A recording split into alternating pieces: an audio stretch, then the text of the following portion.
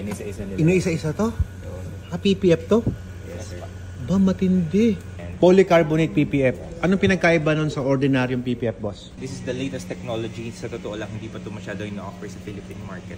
Okay. So far, as that I know, tayo pa lang ang nag-offer. Wow! So, nandito ngayon ang Wash Authority. At kung bakit sila nandito ngayon, dahil sa merong home service si Giancarlo. Hi guys! Founder and CEO of Wash Authority, kasama ang kanyang big boss. Ayun, no? Ang pinaka-boss na Quality control yan. inikutan niya na lahat bago pa natin ikutan din. Okay, so check natin yung kanilang home service. Ang kaharian ni Sir Alfred. Uy! Naman! Ito na yung bagong PPF. Dapat may sticker to ng Wash Authority, boss. Oo nga, sir. Nakapagpapala na tayo. Kung wala kay sticker, walang ebidensya na ebidensya. ano. Walang ebidensya. Ay! Andito pala yung mga videographer natin, no? What's up sa inyo, guys? Kamusta? Sir, kinancel daw nila yung ibang project nila kasi gusto nilang makita. Ayan naman ako, boss. Sige. Cancel. So, may interview tayo ngayon, ganun? Ano ba? So, ito yung bagong PPF ng Wash Authority, guys. Wow!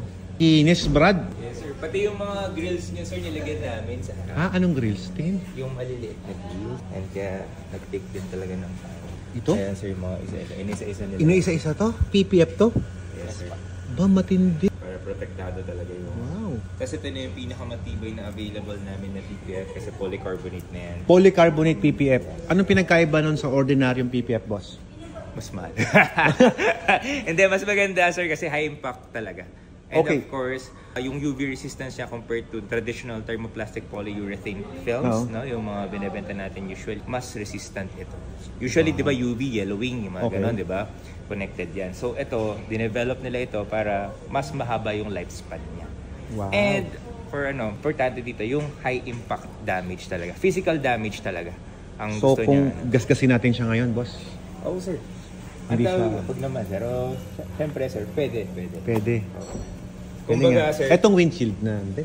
atong windshield, sir, coating mo na nilagay namin kasi naghanap pa ako ng product na mas maganda. Yan. Talaga naman.